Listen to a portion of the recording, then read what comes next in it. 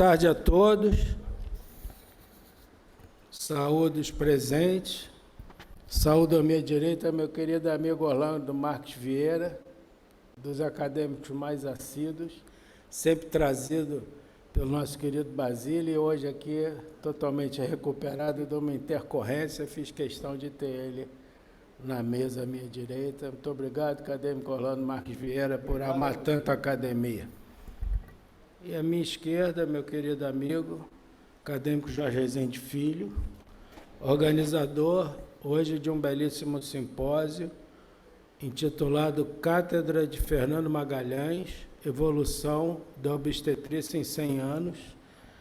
E Fernando Magalhães muito bem retratado aqui num belíssimo quadro que nós temos aqui na antessala da presidência. Depois eu convido todos a irem observar esse quadro de perto. É uma pintura de 1931, em que retrata o professor Fernando Magalhães com uma paciente grávida e ele com seus alunos e assistentes. Então, muito obrigado, querido acadêmico Jorge Rezende Filho, por ter proposto e aceitado organizar esse simpósio, e lhe passo então a palavra para suas palavras introdutórias. Senhor presidente, eu gostaria inicialmente de agradecer, endereçando-me ao senhor e aos demais confrades aqui presentes, aos nossos convidados, pela oportunidade de hoje aqui apresentar-lhes o que há de mais moderno nesses 100 anos de evolução da nossa especialidade. Eu convidei para essa sessão 5 colaboradores muito próximos que aceitaram o desafio de continuarmos a 14ª edição do nosso Rezende Obstetrícia, que está sendo impresso nesse momento e será lançado aqui oportunamente. Fernando Magalhães foi, sem dúvida, das figuras mais importantes da nossa especialidade, e ouso dizer que a obstetrícia se divide em antes e depois de Magalhães.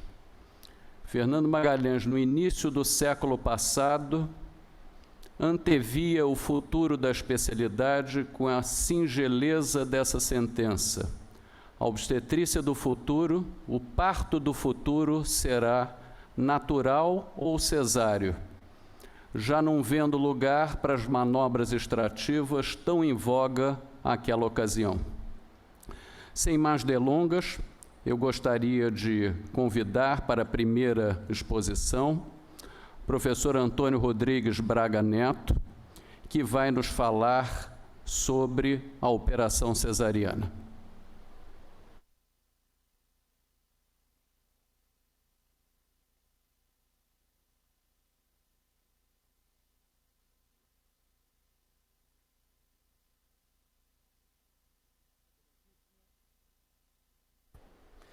Excelentíssimo senhor presidente da Academia Nacional de Medicina, acadêmico professor Francisco Sampaio, estimado acadêmico professor Jorge Rezende, na figura de quem saúdo todos os excelentíssimos demais senhoras e senhores acadêmicos.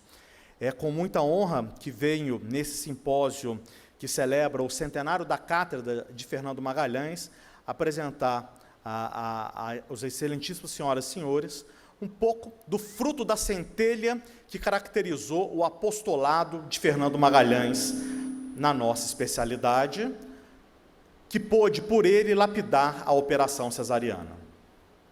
Para essa apresentação, eu não possuo conflitos de interesse.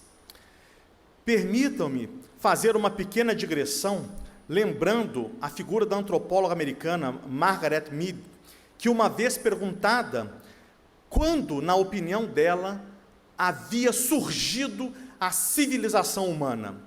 E Margaret Mead respondeu projetando a figura desse fêmur consolidado. Por certo, na antiguidade, uma pessoa que tivesse uma fratura de fêmur morreria pelo que não seria capaz de caçar, coletar, alimentar-se e proteger de outras agressões, mas foi, naquele momento singular da história, tratada por um semelhante, cuidado por um outro ser humano, nascendo naquele momento, na narrativa de Margaret Mead, a civilização humana. Permitam-me, senhores, apresentar a minha perspectiva de quando começou a civilização humana. Antecede a esse fóssil, quando, por ocasião do bipedalismo, o humanoide passa a caminhar sob as suas duas patas traseiras e desenvolve a habilidade de manejar pequenos instrumentos, transmutando a sua condição de homos afarense para homos habilis, e naquele momento aumentando o tamanho do seu encéfalo. O bipedalismo e o aumento do encéfalo tornaram a parturição humana impossível de ser feita se não houvesse um auxílio de uma outra pessoa. De modo que a minha narrativa transcorrerá na perspectiva de que a civilização humana começa com o auxílio na parturição de nossas mulheres. É claro que a parturição foi um evento singular na história da humanidade. Napoleão já dizia: o parto está para as mulheres como a guerra para os homens. Tanto é que figuras míticas apresentaram outras formas de nascer. Eis que após a realização da primeira anestesia, feita por Deus no Éden, e colocou Adão para dormir um sono profundo, Deus faz a primeira cesariana através de uma toracotomia para fazer nascer Eva de uma gravidez abdômeno-torácica. É claro que esse exemplo da cesariana, ela se perpetua na mitologia, tendo o próprio Asclépio nascido de uma cesariana, sendo criado pelo centauro Quiron no Monte Pélion ao fundo. E mesmo Baco, quando sua mãe sofre uma morte materna, ele é retirado de uma cesariana e ainda prematuro é inserido na coxa de um deus Olimpo para ali, na primeira UTI neonatal, terminar o seu desenvolvimento. Por certo, ao longo da história da medicina, a cesariana foi uma cirurgia bissexta e mortal, reservada ao caso das moribundas ou aquelas que já encontraram o êxito letal no parto, em diversas civilizações no mundo. É pictórico, contudo, o ano de 1500, quando um castrador de porcos, Jacob Neuffer, consegue fazer, em Sigenhofen, na Suíça, a primeira cesariana em mulher viva, com bom desfecho que temos notícia. Na evolução da cesariana, é fundamental trazer o caso da senhora Julie Cavallini, quando em 1876, vítima de um vício pélvico intransponível para o parto, foi submetida a uma cesariana por Eduardo Porro, na Ospedaleria Generale di Milano, onde ele simplesmente faz a técnica de extração do concepto, mas termina retirando o útero dessa jovem após o seu primeiro parto. Esse é o útero de Giulia, que está conservado no Museu de História da Medicina, da Faculdade de Medicina de Pádua, e um busto nos jardins dessa faculdade, lembrando a biografia de Eduardo Porro. É claro que uma cirurgia àqueles idos era muito mal recebida pela comunidade científica em geral. Madame Marie-Joséphine Mathilde du Rocher, a primeira mulher a tomar assento nesse sagrado sodalício da medicina, então Academia Imperial de Medicina, assim falava sobre a cesariana: sou contrário à tomotocia, preferindo a embriotomia. Deixemos, pois, os romancistas científicos dissertarem à vontade sobre os fantásticos pretextos de, pela operação cesariana, salvar um príncipe, um ministro, um sábio e outras banalidades iguais. O clínio consciencioso é positivo. E aqui, uma digressão à importância do positivismo na medicina na virada do século retrasado: salvar a vida mais importante, a da mãe. E isso era o que acontecia Vejam aqui as operações embriotômicas, simplesmente quando o feto não nascia, acessava-se a loja craniana, esvaziando o seu conteúdo, e fazia operações mutiladoras para aí fazer a extração do concepto. Lembrar que a própria Sereníssima Princesa Isabel sofreu no seu primeiro parto, impossível de nascer sem que houvesse um esvaziamento do conteúdo craniano, causando uma grande tragédia na corte imperial brasileira. Essa prática, ela inclusive transpôs o século, sendo realizada na nossa maternidade escola de Laranjeiras, casa mais que quarto-centenária, sede da obstetrícia da Faculdade de Medicina do Rio de Janeiro, nas suas instalações que atendiam as mulheres pobres, pejadas e paridas da nossa cidade. As operações mutiladoras também eram feitas. Vejam aqui uma descrição cirúrgica, cujo cirurgião foi Fernando Magalhães, assistido pelo seu primeiro auxiliar, professor Jorge Rezende, quando, diante de um parto tropeçoso, difícil, é o concepto retirado através de cirurgias de grande extração conceptual. Isso certamente causava um grande terror em Fernando Magalhães, que decidiu modificar a história da nossa especialidade. Não o fez, por certo, sem consultar os próceres que o procederam nos inúmeros avanços da história da medicina, os quais eu cito em resumo: Ignaz Philipp Samuel Vaz, Lister e Pasteur, o introdutor da anestesia no Massachusetts General Hospital, que foi o professor Thomas Green Morton e Sir Alexander Fleming, trazido no Brasil, e que a esta casa veio pelas mãos do professor Álvaro Comprido de Santana. Magalhães conseguiu cristalizar os conhecimentos que garantiam a segurança, evitando-se a infecção, garantindo-se a sedação e, acima de tudo, consolidando a segurança com os antimicrobianos, para nos apresentar as técnicas mais modernas à época da cesariana. Vejam vocês uma foto do início do século passado, na nossa maternidade escola da UFRJ. Notem os cirurgiões ainda operando sem o uso das luvas, as luvas desenvolvidas por Goodyear, a pedido de Halsted, mas notem a ausência de máscara no campo cirúrgico, a colega tentando segurar a paciente com uma anestesia ainda ineficiente.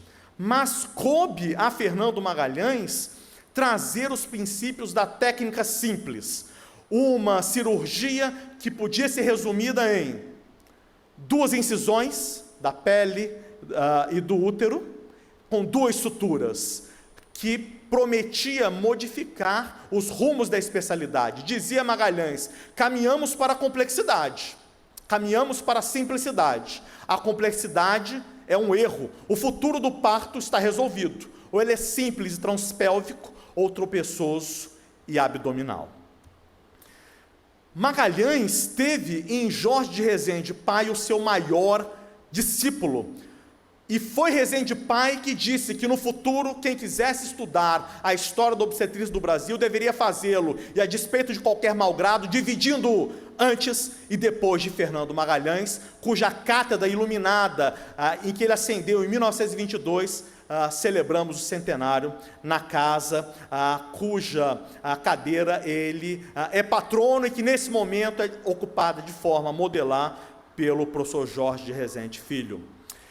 Rezende Pai não apenas aprende a técnica da cesariana, mas modifica, simplifica, tornando-a mais segura e, como lhes mostrarei mais à frente, estética, aciada, fazendo com que ganhasse rapidamente a preferência das mulheres brasileiras. Nessa contribuição ao estudo da cesariana, que é galardoado nesta casa com o prêmio Madame du Rocher, tem o prefácio de Magalhães, onde se dizia: é um prefácio desnecessário, pois o prefácio é importante na apresentação de desconhecidos. Resende já tem uma fama garantida na cidade e apresenta uma casuística de mais de 100 casos. Merece os aplausos dessa academia. A obra que ganha o Madame du Rocher da academia, ela é reeditada e encontra-se atualíssima em sua 3ª edição. Resende Pai não apenas deu singeleza técnica, mas granjeou linhagem, origem, tessitura, pedigree, definindo-a nos seus pormenores históricos, mas aqui inovando Magalhães, quando foge a incisão mediana e infraumbilical e traz a leveza da incisão arciforme de Phanestil, que Resende Pai introduz no Brasil. Vejam vocês como Resende descreve em 1956 a cesariana, e aqui as primeiras imagens da incisão arciforme de Phanestil no trabalho original de Resende Pai e seu luzido grupo. Fato é, senhoras e senhores, que a operação cesariana tornou o Brasil o 2º país que mais realiza essa operação nas mulheres por ocasião do parto. Resende dizia: a incidência de cesariana cresce, por vezes estaciona, jamais regredirá. Contudo, é importante dizer que essa cirurgia não ganhou a preferência apenas nas capitais, como também foi feita em todos os rincões do Brasil. Tudo lhe indicava, praticamente nada lhe tornava inconveniente. E aqui eu gostaria, homenageando o nosso ex-presidente, sempre presidente Pedro Novelino, que foi o primeiro cirurgião a fazer a cesariana, a técnica de Resende, com a incisão de Phanestil, na Santa Casa da Misericórdia de Barra Mansa. Por fim, caminhando para o ensejo desta apresentação que pretende iluminar com um bosquejo histórico a primazia de Magalhães e a relevância de Resende Pai, na Cátedra de Magalhães, nos 100 anos da nossa Faculdade de Medicina no Rio de Janeiro, dizer que no ano de 2009, mais da metade dos brasileirinhos e brasileirinhas nasceram pela via abdominal. Há aqui que fazer uma pequena reflexão. Talvez translumbrados, hipnotizados pela facilidade da técnica, nós obstetras tenhamos sido tocados pelo canto da sereia, fazendo com que ignorássemos os riscos dessa cirurgia ante a singeleza de sua técnica. É, portanto, fundamental que reexaminemos as indicações cesarianas, principalmente para garantir às mulheres um modo seguro e respeitoso de nascer, onde a sua autonomia possa ser considerada no que tange à escolha da via do parto, e que isso possa sempre estar à frente de qualquer conveniência ou mesmo medos infundados de sofrer por ocasião do parto. Essas são as reflexões que eu trago aos senhores. Acima de tudo, o pensamento de Magalhães, cujo objetivo final era garantir a segurança irrestrita do binômio materno-perinatal. Essa é a função, e por sem dúvida, do obstetra ontem, hoje e sempre. Agradeço a atenção das senhoras e dos senhores e ressalto a enorme honra de estar aqui ao lado do professor e dos meus amigos nessa celebração do centenário da Cátedra de Fernando Magalhães. Muito obrigado. Obrigado, doutor Antônio Braga, pela excelente didática e explanação, que nós muito apreciamos. Nós vamos deixar os comentários um pouco para o final, antes do chá acadêmico, e vou convidar, em nome do professor Jorge Rezende Filho, o doutor Marcos Nakamura, da Fiocruz, do Programa Jovem Líder Médico da Academia, para nos falar de ações para a redução da mortalidade materna.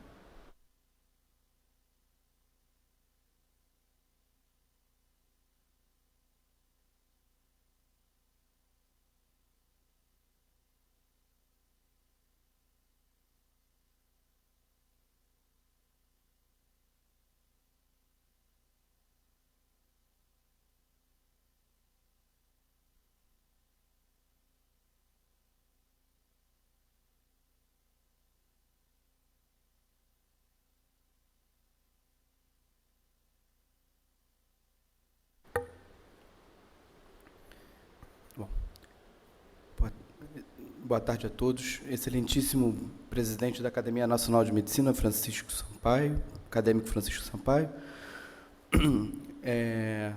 acadêmico Jorge Rezende Filho, coordenador da sessão dessa noite, muito obrigado pelo convite. É uma honra estar aqui mais uma vez e integrar o programa Jovem Lideranças Médicas da Academia Nacional de Medicina. Venho aqui, então, para falar sobre ações para a redução da mortalidade materna no Brasil. E começo também com Fernando Magalhães e a já citada memória da Academia Nacional de Medicina, comentada aqui pelo meu amigo, estimado amigo Antônio Braga. Nesta memória, o Magalhães reportou 161 operações cesarianas com 11 óbitos maternos. Naquele momento, números espetaculares, 6% de mortalidade decorridos da operação cesariana. Ao longo desse século, nós passamos a não tratar a mortalidade materna mais como um percentual, e sim sobre 100 mil nascidos vivos. Ou seja, avançamos muito nesse último século, reduzindo a mortalidade materna, tanto no Brasil e especialmente em outros países. Fruto esse da transição obstétrica que acontece de um cenário de alta mortalidade, alta fertilidade, onde, né, os rumos do parto são a sua própria história natural, mas com assistência provida às mulheres, é possível modificar os rumos da natureza, como bem chamou a atenção Magalhães. E desse cenário, passamos por um cenário almejado, pelo menos, de baixa mortalidade, baixa fertilidade, em que temos, então, uma redução das mortes maternas diretas, que, em grande parte, são evitáveis, para um cenário de causas, onde predominam causas indiretas, que são mais difíceis de serem manejadas. Com uma repercussão, como bem chamou a atenção o Braga, de eventual medicalização, por vezes excessiva. No Brasil, isso aconteceu e continua acontecendo de certa forma. Nós temos um cenário onde já houve uma redução importante da fertilidade, já conseguimos decrescer de forma singela a mortalidade materna, mas ainda predominam no Brasil as mortes maternas diretas como as principais causas de morte materna. Então, ainda temos um caminho, eu diria até longo e árduo, a percorrer para chegarmos num cenário onde podemos dizer que todas as mortes maternas evitáveis, de fato, são evitadas. Então, especialmente após a década de 90, houve uma redução substancial da morte materna no Brasil, que depois, nos anos 2000, continuou ocorrendo, mas num patamar bem menor, a despeito de políticas implementadas pelos governos de então, como o Pacto da Redução de Morte Materna em 2004 e a Rede Cegonha em 2011. Fato é que, em grande parte, essa redução substancial da década de 90 se deve a uma só ação, que foi o surgimento do nosso Sistema Único de Saúde, implementado a partir de 1990, mas previsto na Constituição Democrática de 1988. O SUS faz com que todas as pessoas tenham acesso e direito à saúde.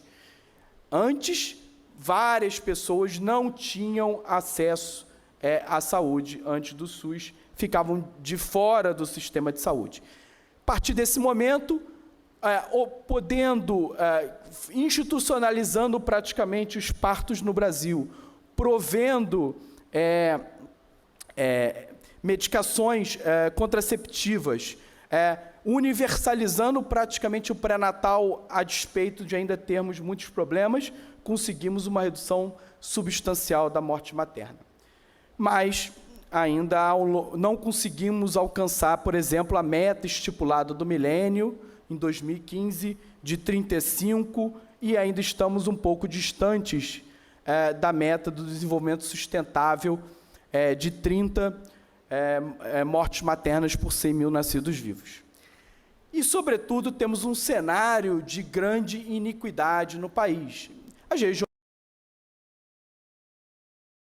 especialmente os estados do Sul e do Sudeste, Rio de Janeiro é uma exceção, não tem uma mortalidade materna tão baixa assim, e os estados da região Norte têm uma mortalidade materna bem maior, equivalente até a alguns países de baixo nível socioeconômico. Bom, e a que isso se deve não somente a uma biologia, uma falta, né, de assistência, mas do próprio sistema social em que vivemos, né? As questões de saúde materna têm que ser reconhecidas como, para além de um problema de saúde durante o processo reprodutivo e de uma condição biológica própria, mas de um sistema social e cultural, diria eu. Porque nós não vamos conseguir reduzir e chegar aos números que desejamos de mortalidade materna num país cujas mulheres não têm autodeterminação sobre seus próprios corpos, não têm autodeterminação sobre sua vida reprodutiva plenamente. Nós não vamos conseguir tratar a questão da morte materna quando uma sociedade cujo Ministério da Saúde lança um manual em que negligencia as mortes por abortamento nesse país. Nós não vamos conseguir reduzir, tratar plenamente a mortalidade materna se nós não conseguirmos proteger as nossas mulheres dentro das instituições de saúde, onde elas, por vezes, acabam sendo abusadas, inclusive sexualmente. Bom, não obstante, nós vivemos um cenário assustador nos últimos 2 anos. Com a pandemia, o número de mortes maternas explodiu. Se já o cenário já não era bom, ele ficou pior. Nós, inclusive, fizemos vários trabalhos mostrando que as mortes decorrentes da Covid-19 maternas explodiam, mas, infelizmente, pouco foi feito, pelo menos num tempo oportuno. Em 2021, essas mortes aumentaram ainda mais. Se a nossa razão de morte materna já não era ótima em 2019, pré-pandemia, quando era 58 por 100 mil nascidos vivos, ela piorou. Em 2020, a estimativa que nós temos é de 75, e em 2021 os números ainda não estão fechados, mas será pelo menos 107, isso números oficiais. Números oficiais porque os números oficiais estão subestimados, né?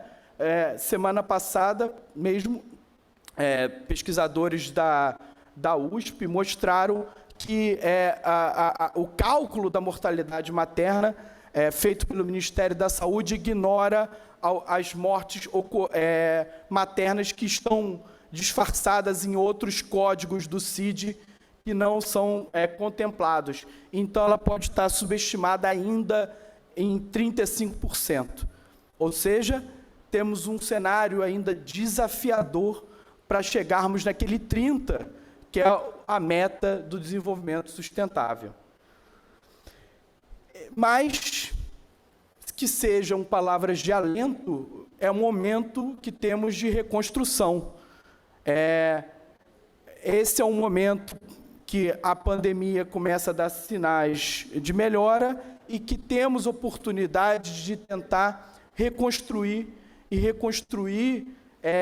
o nosso sistema de saúde com vistas ao que aconteceu nesses últimos anos. Uma iniciativa do Instituto Fernandes Figueira, do qual eu faço parte, da Fiocruz, juntamente apoiado pelo Ministério da Saúde, pela Febrasgo e pela Benfo, recentemente, no Dia Nacional de Redução da Morte Materna, que foi em 28 de maio, lançou os 10 passos do cuidado obstétrico para a redução da mortalidade materna. Esses 10 passos elencam 10 medidas que, se forem implementadas, nós temos certeza que conseguiremos ter uma redução substancial da morte materna. O primeiro passo é garantir encontros de qualidade, centrados nas necessidades de cada mulher, durante todos os contatos com o serviço de saúde, identificando os fatores de risco, fazendo encaminhamento oportuno para o melhor cenário para essa gestante, avaliando a adequação da vacinação e etc. O passo 2, muito importante e pouco feito, é instituir a profilaxia e identificação precoce das síndromes hipertensivas, que é a principal causa de morte materna isoladamente nesse país. Hoje nós temos 2 medicações reconhecidamente reduzem morte materna. O AS, o ácido acetil salicílico, e o cálcio, que devem ser iniciados preferencialmente até 18, 16 semanas, nas mulheres com risco de pré-eclâmpsia. Isso, sobretudo, claro que nós temos que ter a disponibilidade dessas medicações no nosso sistema de saúde, mas temos que identificar precocemente as gestações para que seja que a gestante tenha um acesso precoce ao pré-natal para poder implementar. É claro que também devemos ter a vigilância sobre a pressão arterial durante todo o pré-natal, encaminhando para o parto oportunamente. A triagem oportuna das infecções do gênito urinário, a sepse, especialmente a sepse urinária, é uma causa importante de morte materna no Brasil, sobretudo entre as adolescentes. Temos que tratar as bacteriúrias assintomáticas e, para isso, temos que ter a urinocultura no nosso pré-natal, que, por vezes, em alguns municípios desse país, não está disponível. Identificar precocemente os sinais de gravidade clínica e materna. Então, estar atento àqueles sinais. Isso foi uma medida que foi bem implementada nas instituições hospitalares pelo Covid e tem que permanecer, né? Avaliando os sinais vitais na porta de entrada e fazendo inclusão de scores de gravidade para a gestação, como, por exemplo, o MILS, para que essas mulheres sejam identificadas com risco de gravidade, sejam identificadas precocemente e tratadas oportunamente. O reconhecimento precoce e oportuno das síndromes hipertensivas graves já na maternidade, então tratar as mulheres com iminência de eclâmpsia e, sobretudo, temos aqui 2 medidas importantes: o tratamento da hipertensão arterial e a profilaxia das convulsões com sulfato de magnésio. São 2 medidas fundamentais nesse cenário. Garantir o reconhecimento precoce e o tratamento oportuno dos quadros infecciosos, especialmente aqui estamos falando de tratar oportunamente a sepse, na suspeita de sepse, iniciar o protocolo de manejo de 1 hora, né, devendo iniciar o antibiótico terapia em até 1 hora. Garantir reconhecimento precoce e tratamento oportuno das síndromes hemorrágicas, a segunda principal causa de morte materna no Brasil, que ocorre sobretudo no pós-parto. Então, todas as mulheres devem receber profilaxia da hemorragia com ocitocina, 10 unidades IM, pode ser também IV, e pensar que a ocitocina chegou a faltar nesse ano no Brasil. Em algumas instituições. Promover um controle, né, nas 2 primeiras horas pós-parto, onde o risco da hemorragia pós-parto é maior, e ter acesso, né, às outras medicações que tratam a hemorragia, como a ergometrina, o ácido tranexâmico, e as medidas pré-cirúrgicas, como o uso do balão intrauterino. Além disso, fundamental, né, que todas as maternidades possam ter acesso aos hemocomponentes de forma oportuna e rápida e uma eventual suporte de UTI obstétrica com transferência rápida, caso necessário. Reduzir as cesarianas desnecessárias seria uma outra medida importante no nosso entendimento, visto que há trabalhos, inclusive no Brasil, que mostram que a cesariana aumenta o risco de morte materna, como bem falou o meu amigo Braga, por vezes estamos exagerando. E, por fim, garantir a vigilância e assistência permanente no puerpério. Há várias pesquisas que mostram que, por melhor que, às vezes, o sistema de saúde local funcione durante a gestação, há um certo negligenciamento das intercorrências no puerpério. A mulher já fica mais distante, o serviço de saúde não busca.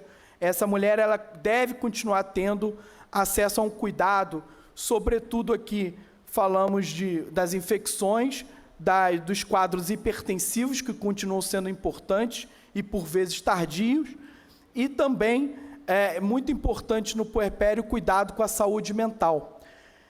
Eu lembro que na pandemia, no Brasil, foi esse fenômeno que eu mostrei, mas houve um aumento de mortes maternas também em outros países envolvidos, inclusive o Reino Unido. E no Reino Unido, olhando o reporte das causas de morte materna durante a pandemia, uma causa importante foi suicídio, né? Dentro daquele cenário, né, que nós vivemos da pandemia, juntamente com a fragilidade, né, pela qual as mulheres passam no puerpério, essa causa aumentou naquele país. Então, uma ação muito importante e, por fim, não esquecer de oferecer o método contraceptivo adequado para o adequado planejamento reprodutivo dessa gestação, das mulheres. Bom, eram essas minhas palavras. Esses 10 passos estão disponíveis no portal de boas práticas, disponível gratuitamente no portal de boas práticas, e agora temos que passar, né, desse planejamento para a ação. Muito obrigado. Muito obrigado, doutor Marcos Nakamura, pela sua apresentação sobre redução da mortalidade materna, bastante didática, atualizada. Convido agora o querido acadêmico Orlando Marques Vieira para falar algumas palavras.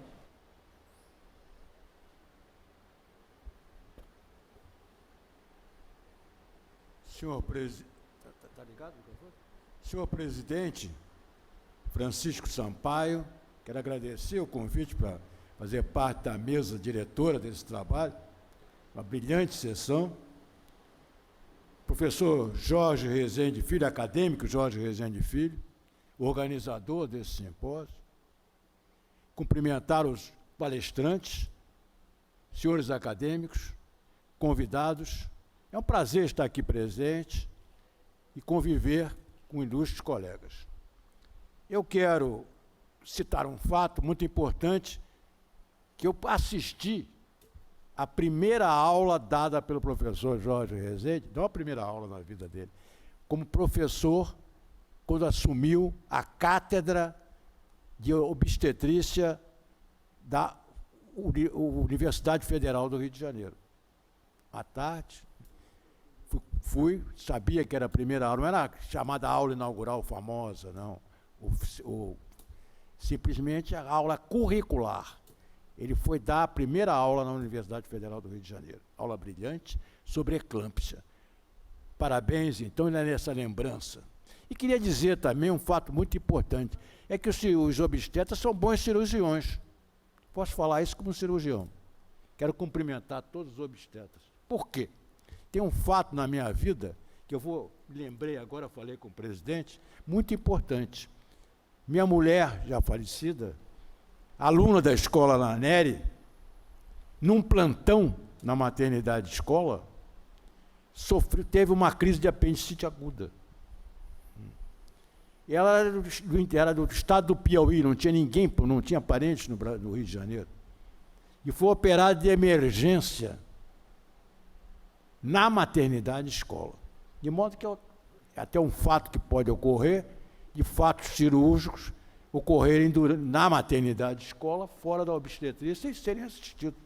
E foi muito bem assistida. Depois, não a conhecia na época, era aluna, depois casei com a Marinete, que era enfermeira da escola Nanelli, mas esse é um fato importante, que mostra que os cirurgiões, os obstetras são ágeis cirurgiões. Parabéns. De modo que, muito obrigado pelo convite, e eu quero, então, estender os parabéns aos nossos apresentadores. Muito obrigado. Muito obrigado, acadêmico Orlando Marques Vieira. Fiz questão que Vossa Excelência falasse, que a história é viva, né? E o obstetra que operou a Marinete não só salvou a vida dela, como a sua, que ela está aí ao seu lado, até hoje ele cuidando lindamente, que eu sou testemunha viva disso. Abro agora a palavra, antes dos comentários do acadêmico Jorge Rezende, se algum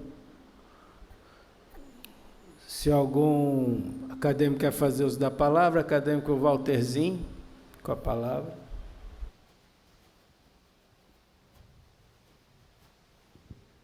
Excelentíssimo senhor presidente da Academia Nacional de Medicina, componente da mesa, confrades e confrades, convidados. Eu, como lido com o pulmão, e minha mãe tendo sido quase anestesiada com a máscara de Obredan para que eu nascesse, não deu tempo, meu pai não chegou a tempo. A pergunta, então, eu gostaria de apresentar para os dois palestrantes. Nessa sequência toda da evolução da cesariana, como se insere a anestesia? O que ela ajudou, em que ponto ela chega, como é que ela evoluiu ou fez evoluir a obstetrícia a cesariana? Muito obrigado. Doutor Antônio Braga, por favor, sua resposta é bem objetiva, eu sei que Vossa Senhoria conhece bem isso. Muito obrigado, presidente, acadêmico professor Walterzinho. A anestesia já era utilizada na antiguidade. Ramos de barbatão eram utilizados para fazer cirurgias. Empedócles já utilizava isso na antiguidade. A primeira anestesia moderna foi feita no Massachusetts General Hospital, quando um cirurgião, John Warren, num bócio mergulhante, num paciente já com dificuldades respiratórias, pede a Thomas Green Morton para fazer uma anestesia, ele faz a retirada desse bócio mergulhante. Em obstetrícia, a primeira anestesia obstétrica foi feita com um protótipo do gás hilariante na Santa Casa da Misericórdia do Rio de Janeiro, por Rodrigo Soares Cid de Bivar. O ano foi 1848. Numa enfermaria especialmente destinada a atender partos, criada por José Corrêa Picanço, que eu chamo do arauto da Independência, quando sai da Santa Casa, vai até o Paço, no dia 22 de janeiro de 1822, e convence Dom Pedro a dizer que ficaria no Brasil, e meses depois, em setembro, há 100 anos, numa celebração que o nosso presidente fará dos 200 anos da independência, ele garantirá a permanência de Dom Pedro, e em setembro ele proclama a independência. Então, a Santa Casa ela tem essa primeira cesariana, a primeira anestesia para parto, o que já era moda na Inglaterra. As mulheres da casa vitoriana recebiam agentes anestésicos, gás hilariante, e aqui só uma pequena fala, o presidente me pediu brevidade, mas quando um médico e dentista que estava aquecendo protóxido de azoto, ele conseguiu obter o gás hilariante, ele foi fazer uma demonstração disso na Royal Society of Medicine em Londres. E ele levou um aluno para fazer a demonstração prática. E o aluno cheirou o gás hilariante, ele retirou o dente do aluno, e o aluno começou a gritar. E aí esse colega ficou desacreditado, morre, o aluno morre, e a biografia, a memória do aluno é publicada, e o aluno coloca: naquele dia assaz, onde fui apresentado como uma cobaia na Royal Society of Medicine, Quando meu dente foi arrancado, nada senti, mas gritei como nunca houvera. Era a forma que eu tinha de impor àquele professor Carrasco todos os sofrimentos que ele me fez ao longo da vida. Daí veio uma máxima que o professor não deve, por prudência, confiar no aluno, porque o desfecho costuma ser esse.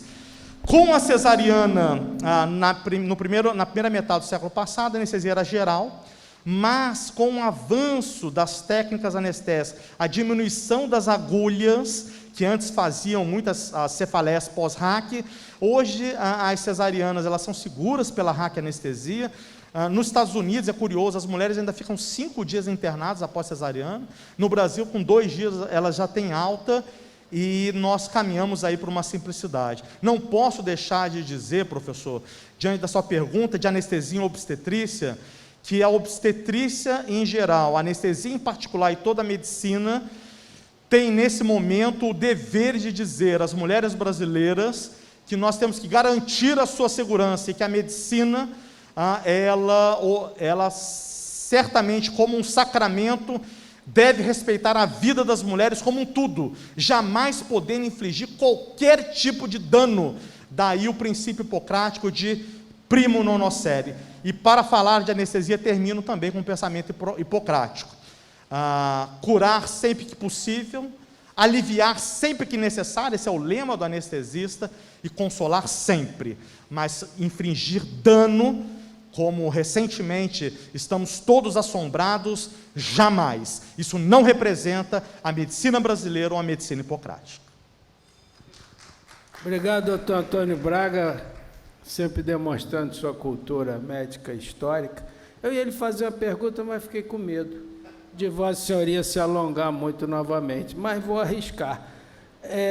Um dia, eu acho que na minha outra presidência, eu estava ali no Salão Nobre, mostrando, não sei se alguns alunos, alguma coisa, e falei do quadro do Picanso, e falei, esse aqui, Picanso realizou a primeira operação cesariana no Brasil. Vossa Senhoria escutou, de passagem, acho que esperou acabar aquele momento, e me chamou num canto e falou, presidente, não foi Picanso. Então, eu queria que 1 minuto para explicar isso. Professor, só para dizer, eu não lembro disso não, viu, professor? Jamais falaria que você estava errado. Mas é uma pergunta difícil. Zé Corrêa Picanso, que eu chamo do arauto do ensino médico no Brasil, ele vem com Dom João, ainda príncipe da Beira, e inaugura em Salvador, em janeiro, a Escola Real Médico Cirúrgico da Bahia, e no Rio de Janeiro, a Escola do Morro do Castelo. Diz uma historiografia não oficial, não palaciana, que Zé Corrêa Picanso teria feito uma cesariana em 1855 no Hospital Real Militar de Recife. Nessa idade, ele tinha 67 anos. Ele sofria diabetes, professor, estava quase cego. A cirurgia teria ocorrido à noite. A chance disso ser verdade é pequena, professor. E aí, como descendo da escola médica de Fernando Magalhães, seu livro, A História da Medicina no Brasil, de 1820, ele pontua, e aí essa é a história que eu conto, que a primeira cesariana foi feita no Rio de Janeiro, na maternidade da Santa Casa da Misericórdia do Rio de Janeiro, sob o teto da claraboia, eis que na hora assaz, diante de uma plateia atônita, foi o ventre da mulher aberto, e todos ficaram felizes ao ouvir o choro, o vagido daquele menino. Então, essa é a história que eu conto. E foi Fernando Magalhães? Não foi Fernando Magalhães. Não foi Fernando Magalhães. Quem foi? Foi Feijó Pai. Feijó Pai. Então é verdade a história que Vossa Senhoria falou que eu estava errado aqui. Não, professor. Não. Mas é uma concepção. Eu vou dizer que o senhor tem uma narrativa. Certamente a Escola Obstétrica do Nordeste quer para si essa primazia.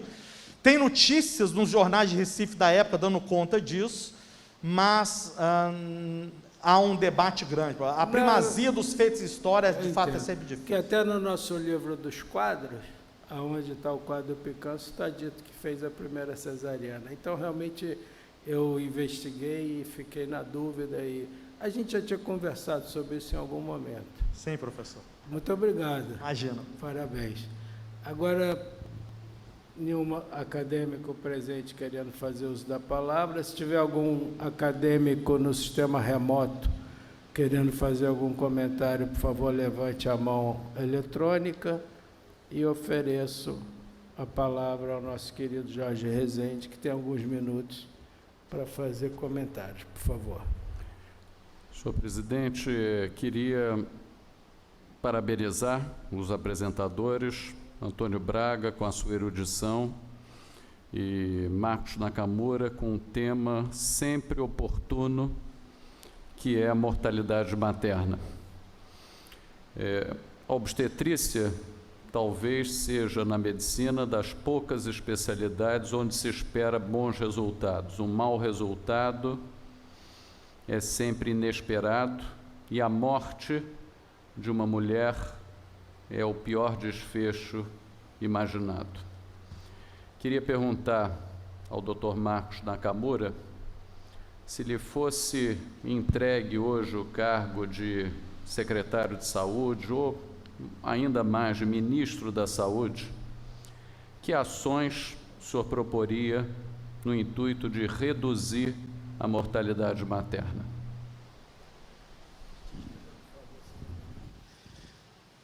Bom, difícil, né? Mas, primeiramente, fazer aqui por omissão, esqueci do meu paraninfo na hora que eu fui falar, do meu acadêmico Orlando Marques Vieira, paraninfo da minha turma. Eu acredito que sejam mais ou menos essas ações aí que a gente colocou que tem, desses 10 passos que têm que ser implementados. Eu vejo, sobretudo, Braga, sei que concorda alguma coisa, mas eu vejo uma carência no Brasil, sobretudo de UTIs obstétricas. Eu acho que a gente precisava ter, assim, vamos dizer assim, uma ação que todos os políticos vão ficar felizes de fazer, né? Porque mostra lá, inaugura um espaço, uma coisa assim. UTI obstétrica, acho que falta. No Rio de Janeiro, a gente só tem uma UTI obstétrica em São João de Meriti. Por acaso, o hospital onde ocorreu esse fato lamentável. Então, é a única UTI própria obstétrica, né? Tem também na Fernando Magalhães, né? Também tem uma UTI que acaba não podendo, por vezes, absorver todos os casos, porque tem uma infraestrutura de maternidade, não? Então, às vezes, tem acesso a exames de imagem e tudo mais, é mais difícil. Mas eu vejo uma carência nesse sentido. Algumas maternidades, a gente tem pesquisas lá, inclusive do meu grupo de pesquisa, mostrando que tem muitas coisas mais simples que podem ser implementadas dentro das próprias instituições. Então, tem vários hospitais ainda que convivem com carências de medicamentos essenciais. A gente falou aqui, ocitocina chegou a faltar esse ano pontualmente. A gente tem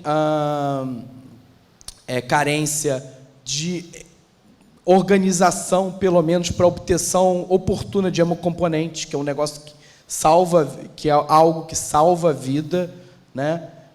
Quando feito de forma precoce. Então, organizar o serviço de saúde para essas ações é fundamental. A gente viu na pandemia, a pandemia escancarou um pouco isso. Eu falo que assim, a pandemia é um cenário. Quem conhece o sistema de saúde no Brasil e quem conhece a realidade obstétrica sabia que com a pandemia ia morrer muita gente. Porque se existe um ponto em que a gente tem uma dificuldade grande, era exatamente quando a mulher precisa, uma gestante ou puérpera precisa de UTI. E por mais que as cidades, os estados tenham feito UTIs e tudo mais, elas não tinham cuidado próprio para a gestante e para a puérpera. Então, eu diria que essa é uma ação fundamental que tem carência, porque o que eu elenquei aqui dos passos não é nada muito elaborado, é uma coisa de treinamento, né? É uma coisa de ter organização, você fazer com protocolos de pré-natal bem estabelecidos para os seus médicos de família e comunidade, para quem atende pré-natal, disponibilizar medicamentos baratos. O que a gente usa em obstetrícia é barato. AS, cálcio, que eu falei de profilaxia. A gente usa antihipertensivo baratíssimo, nifedipina, metildopa. São drogas baratíssimas, né? Então, assim, não tem... não é possível que exista falta de recurso para esse tipo de situação. Muito obrigado, doutor Nakamura, por falar o que faria se fosse ministro, secretário de saúde ou secretário municipal. Então, fica o recado para os nossos secretários. Agradeço. Senhor presidente, me permita ousar propor uma retomada oportuna de um tema onde já fomos ao Supremo numa audiência pública, que é o aborto como uma questão de saúde pública. Sim, sim, nós Essa já discussão fizemos. foi perdida, isso lá se vão aí 5 anos, e em vez de ter evoluído positivamente, ao contrário, a legislação tem tentado coibir, dificultando o acesso das mulheres às interrupções das gestações. Eu acho que a nossa academia com certeza deveria... está no plano. Eu já tinha até solicitado acadêmico temporão, começasse a esboçar, vou pedir para ele incluir.